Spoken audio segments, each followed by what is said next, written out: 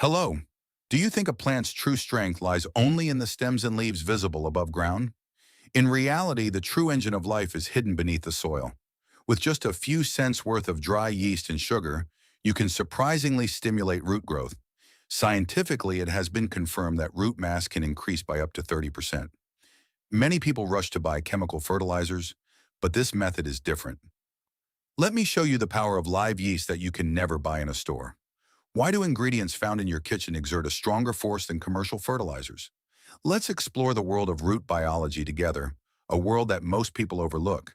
A single tablespoon of dry yeast contains billions of dormant, living microorganisms. The moment they meet sugar and water, their quiet world suddenly springs to life. The dormant yeast wakes up and as it breaks down the sugar, continuously releases B vitamins, amino acids, and enzymes. However, what is truly important is not just the nutrients, it is the signal that promotes growth at the cellular level. Yeast fermentation produces a compound similar to the plant hormone auxin. Auxin is the switch that drives cell division in roots. By sensing just a tiny amount of this signal, the plant decides that now is the time to extend its roots, continuously creating new root tips underground. Storing the resulting fermented liquid in a sealed bottle is not just unadvisable. It can sometimes lead to a highly dangerous situation. From the moment the yeast comes into contact with sugar and water, it begins intense activity, constantly generating carbon dioxide. In a sealed container, the gas has nowhere to escape, and within a day or two, the internal pressure rises rapidly, causing the bottle to swell and, in the worst-case scenario, even burst. Furthermore, fermented liquid left at room temperature for a few days degrades rapidly, developing a white cloudiness and a sour smell, which causes unwanted bacteria and mold to multiply. It is impossible to store it on a shelf for months like commercial chemical fertilizers. If strong preservatives were used to stop fermentation, the yeast itself would die, which is why you won't find this living vitality liquid on the shelves of gardening stores. The key to this method is making it right before use. The reason chemical fertilizers fill the shelves of gardening stores is very simple. It is because they can be stably stored for long periods. The characteristic of maintaining the same quality for years, through manufacturing, transportation, and warehouse storage, is extremely convenient for sellers. However, this system is merely suited for a distribution network that prioritizes efficiency and profit, rather than for the sake of living soil. Unchanging inorganic salts are easy to mass produce and carry no risk of quality degradation. Because the current gardening industry is built on the premise of this long-term storage, a living fermented liquid whose properties change in just a few hours cannot fit into this system from the start. Precisely because we are home gardeners, we can create this living power, which cannot be sold in stores, with our own hands.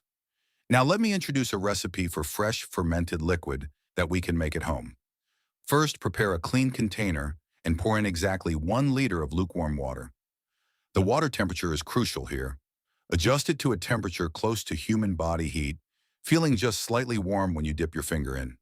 If the water is too hot, the yeast will die instantly, and if it is too cold, it will remain dormant and won't start working. Next, measure out 2 tablespoons, or about 20 grams, of dry yeast and add it to the water. Then add 1 teaspoon of sugar as an energy source for the yeast. This sugar is not for the plants, but to wake the yeast from its slumber and help it multiply. Stir thoroughly until the yeast and sugar are completely dissolved. Once well mixed, all you have to do is wait. From here on, the tiny life forms within the liquid will begin to move in earnest. To prevent dust and protect the yeast from UV rays, lightly cover the container with a lid or a cloth. The key is to cover it loosely enough to allow air to pass through. The speed of fermentation varies depending on the room temperature, but at a typical room temperature, about 30 to 40 minutes is sufficient.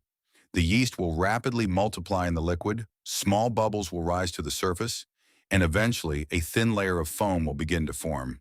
This is a sure sign that it is actively releasing carbon dioxide and that the fermentation is successful. If no bubbles appear after some time, it is possible that the yeast is old or the water temperature was not appropriate. You must not pour the finished yeast liquid directly onto your plants. Because it possesses a very strong potency, it must always be diluted before use. The safe dilution method is very simple. Add the 1 liter of fermented yeast liquid to 10 liters of clean water. This 10-to-1 ratio is a crucial boundary that determines whether you will invigorate the plant or, conversely, damage its roots. If applied in a state that is too concentrated, the stimulation will be too strong, potentially causing the leaves to wilt or growth to stop. However, if diluted correctly, it can be safely used even on delicate seedlings. Mix well before use to ensure it is uniform, and make sure to use it all within a few hours, while the fresh growth signals are still preserved. Do not store any leftover liquid. Dispose of it. In comparative experiments conducted in greenhouses, the effects of this yeast liquid have been proven numerically. In wheat and fava beans given the diluted yeast liquid just once, root biomass increased by up to 30% compared to untreated plants. The effect was reported to be particularly pronounced in sandy soils lacking organic matter and nutrients, where the dry weight of the roots increased by an average of 17 to 22%.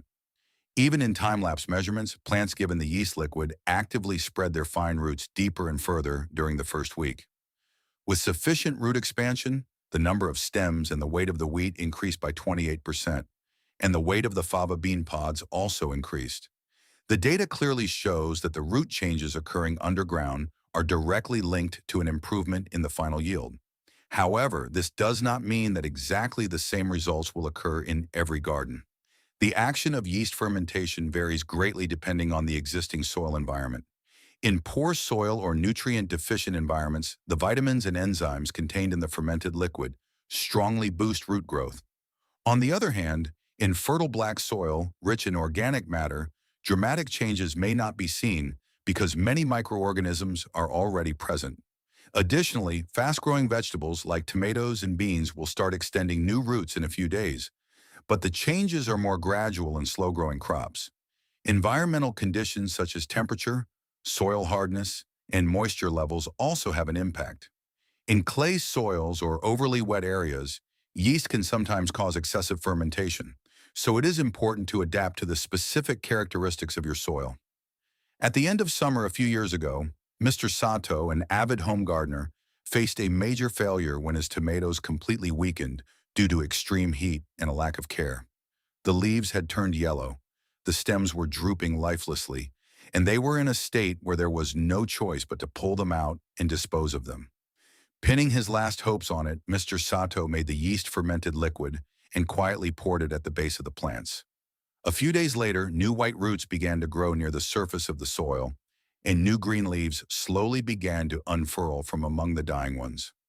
Ultimately, he was able to harvest about 2 kilograms of fully ripe tomatoes from plants that were on the verge of being discarded.